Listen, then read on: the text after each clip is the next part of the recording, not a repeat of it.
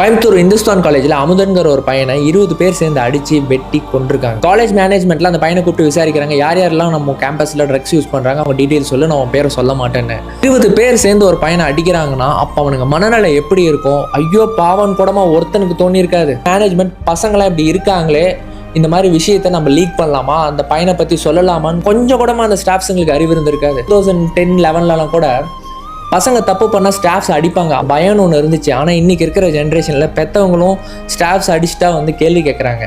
அதே மாதிரி பசங்களும் ஸ்டாஃப்ஸ் அடிச்சுட்டா அவங்களையே அடிக்கிறதுக்கு கை வாங்குறாங்க. அப்படி இருக்கிற காலகட்டத்தில் லா அண்ட் ஆர்டரை இன்னும் கொஞ்சம் ஸ்ட்ராங் பண்ணுங்கள். ஸ்டாஃப்ஸ் ஸ்டூடெண்ட்ஸை தட்டி கேட்கறதுக்கு பர்மிஷன் கொடுங்க. ஏன்னா இன்றைக்கி சும்மா ஒரு வீடியோ எடுத்து போட்டால் அதை இது பண்ணி அந்த ஸ்டாஃப் வேலையை விட்டு தூக்குறது, இந்த மாதிரிலாம் பண்ணிங்கன்னா பசங்க இப்படி தான் இருப்பாங்க. ரெண்டாவது ஸ்கூல்ஸ் அண்ட் காலேஜஸில் ஸ்ட்ரிக்டாக செக்அப் பண்ணி அனுப்புங்க. ஃபோன்ஸு இது எல்லாமே அவாய்ட் பண்ண வைங்க. ஏன்னா 15 இயர்ஸ்க்கு மேலே தான் இன்டர்நெட் ஆக்சஸ் பண்ணணும், இன்ஸ்டாகிராம் யூஸ் பண்ணுங்கிற ஒரு லா அண்ட் ஆர்டரையும் புதுசாக கொண்டு வாங்க. 2011 காலேஜ் சேரும் போது கோயம்புத்தூரில் எனக்கு சீட் கிடச்சிச்சு. பட் ஆனால் எங்கள் அப்பா அம்மா அனுப்பவே இல்லை. ஏன்னா அங்கே போய் நான் கஷ்டப்படுவேன், தெரியாத பசங்களோட என் பையன் எப்படி சர்வே ஆவான்னு சொல்லிட்டு எங்கள் அப்பா வேணான்ட்டாரு. அன்றைக்கி எங்கள் அப்பா மேலே எனக்கு கோவமாக இருந்துச்சு. பட் ஆனால் இன்றைக்கி யோசிச்சு பார்த்தா நான் அந்த இடத்துக்குலாம் போயிருந்தேன்னா சர்வே ஆயிருப்பேனா, அந்த மாதிரி சொசைட்டியில் என்னால் இருந்திருக்க முடியுமா, அந்த மாதிரி பசங்களோட சர்வே பண்ணியிருக்க முடியுமான்னு இன்றைக்கி யோசிச்சு பார்த்தா எனக்கு தெரியல.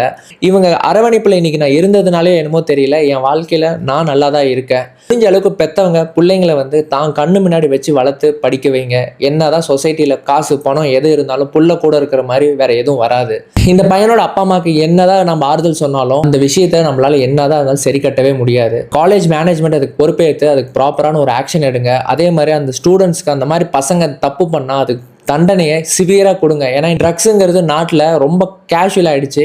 தண்டனை எவ்வளோக்கு எவ்வளோ அதிகமாக இருக்குதோ அப்போ தான் தப்புகள் குறையும். இப்படியே நம்ம விட்டுக்கிட்டே இருந்தோம்னா இந்த கருவேல மரம் மாதிரி நம்ம நாடு ஃபுல்லாக பரவிடும். எவ்வளோ தான் வெட்டினாலும் அது முளைச்சிக்கிட்டே தான் இருக்கும். முடிஞ்ச அளவுக்கு உங்கள் பசங்களோட ஃப்ரெண்ட்லியாக பழகுங்க. ஒரு விஷயம் அவன் சொல்ல வரானா காது கொடுத்து கேளுங்க, என்னாச்சு எப்படி போகுது அப்படின்னு கொஞ்சம் டைம் ஸ்பெண்ட் பண்ணுங்க. ஏன்னா இன்னைக்கு நீங்கள் சொல்லி கொடுக்கறது தான் உங்கள் பிள்ளைக்கு நாளைக்கு வாழ்கிற வாழ்க்கை. முடிக்குதுன்னு ஃபோன் வாங்கி கொடுக்கறது, வெளியே அனுப்புறது, ஃப்ரெண்ட்ஸோட நைட்டு ட்ரிப்பு போகிறேன், ஊருக்கு போகிறேன், அதெல்லாம் பண்ணிட்டோம்.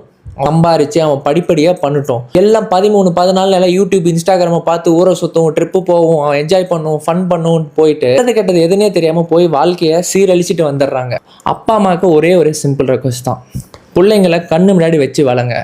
உங்கள் பிள்ளைங்களுக்கு நீங்கள் தான் நல்லது கெட்டது எல்லாமே சொல்லி கொடுத்து வளர்த்தணும். முடிஞ்சால் ஹவுஸ் ஸ்கூலிங் கூட பண்ணுங்கள். ஏன்னா இன்றைக்கெல்லாம் ஸ்கூல் காலேஜஸில் வாங்குற காசுக்கும் பணத்துக்கும் இவனுக்கு கொடுக்குற குடைச்சலுக்கும் நீங்கள் படிக்காமையே கூட இருந்துடலாம் என்னை பொறுத்த வரைக்கும். ஏன்னா ஒரு காலத்தில் படின்னு சொன்ன காலகட்டம் போய் இன்றைக்கெல்லாம் படித்தா கூட ஒன்றும் வேலை இல்லை. அதுக்கு எதுக்கு நான் படித்து கஷ்டப்படணும்? அது கம்முன்னு ஒரு தொழிலை கற்றுக்கிட்டு நான் பாட்டுக்கு பிஸ்னஸ் பண்ண ஆரம்பிச்சிடலாம்.